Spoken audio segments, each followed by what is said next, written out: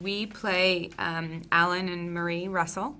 We move kind of outside of the city with our children to kind of a slower paced life, but more economical as far as their finances are concerned. Marie is a stay-at-home mom. And Alan purchases some antiques for the house and brings them into this new house, and some interesting evil may or may not have been brought into the home. I read a script previously that Mike had written, so I was already a massive fan of his. And when the script showed up at my house, I think it took me 45 minutes to read it. And I only had one question, and it was, how old are the children going to be? Because I don't want to hurt them. And that was kind of, it's hard to play a character that has very little redeeming qualities for a lot of the movie. For me, I have so much physicality in so many of the roles that I play that for me to just be a mom was so much fun. And to have these scenes with children where you're actually like, I actually heard my mom in my voice, and slightly that was terrifying. And I now know what I'm going to sound like when I have children. It was weird. For myself, I just questioned what would be left as a parent if you took away your love and admiration and kind of desire to protect your child. If all of that was removed, and what would you be left with?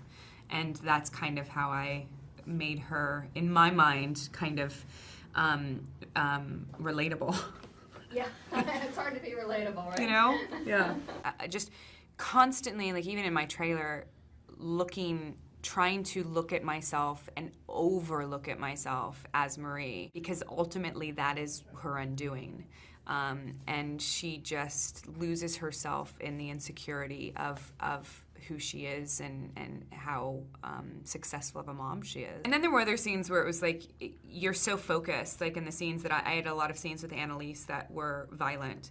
And in those scenes, she and I would intentionally step away and just laugh so hard. But then like right before, you'd have to, she and I, there were a lot of like crying scenes between her and I, in the sense of, that we would have to step away and focus right before, because you can't go from intense laughter to like sobbing right afterwards. It's just too much of a, it's too much of a difference. No, but there's a scene at the dinner table where she and I am telling my child that you cannot have a cell phone. I'm so sorry that all your friends have them, but you will not have one. That's just not what's going to happen. And she said she was. You said you're the fruit of my loins. Oh, I said you're the fruit of my loins, and her response was, "I wish I was a pineapple." It was like, and that was all improv. Yeah. You're like, wow. And we were trying to shoot this like scene, and I just couldn't help but laugh. I mean, it was absolutely hysterical. And I wanted, I just remember thinking I want her to, when that transition happens, to be just ugly, because what she's doing is horribly ugly.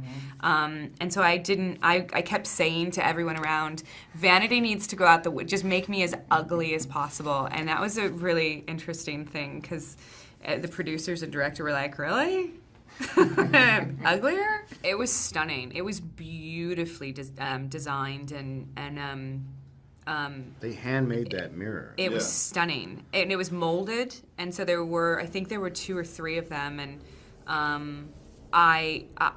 it was a beautiful mirror, but I would never put that in my house, ever. I don't think anybody would now. I think Mike Flanagan may have it, or someone may have it. I wouldn't want it. I wouldn't want it. I would hope it got like broken in the moving truck on the way, so it wouldn't be me that did it. I'd be like, oh, oops.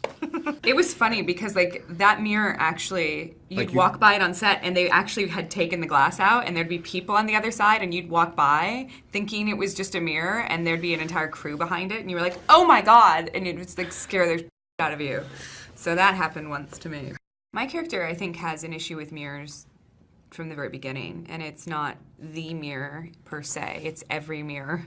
And I think so many people can relate to that.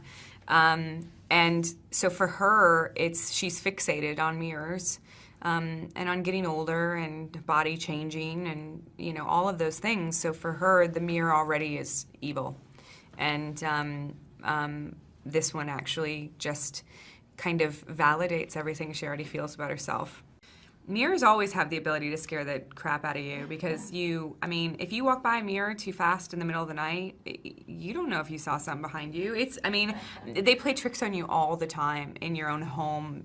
It's all about perception, and mirrors are really terrifying. Look at this and say, this is not, maybe there isn't any supernatural elements here. Maybe this is a family that's going a little nutty. Right. You know? I've had this argument about the dog. You know, I mean, I've definitely, you know, I mean, it's like Roy said, I think that it could be blamed on just a family that's stressed out and parents that are working really hard, you know, and until, you know, it becomes a bit more obvious that things are not exactly what they seem. I didn't think that my character was possessed in any way. You look possessed in the trailer, I have to say. Do I? Yeah. Like, I guess she's got a point there.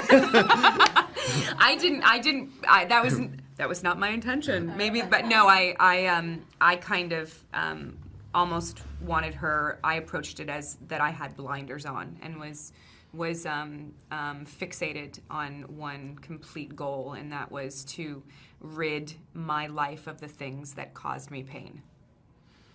Now that I think about it, you're right.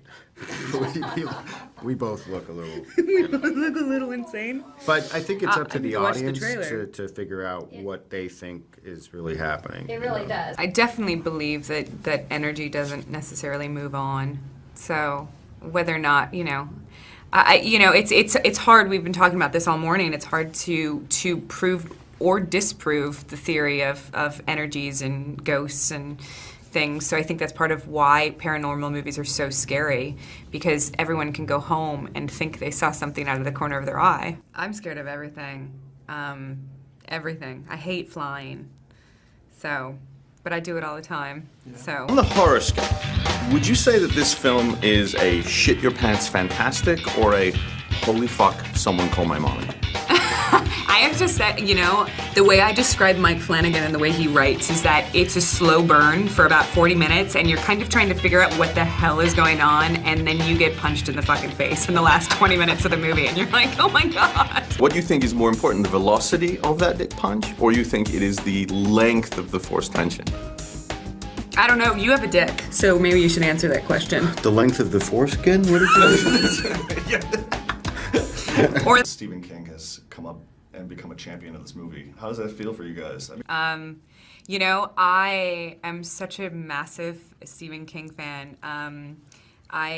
One of my favorite books that I've read of his is called The Long Walk, I think it's called. Yeah. Stunning book. It's literally like the original Hunger Games, and I think he's phenomenal. The fact that he likes this movie is crazy.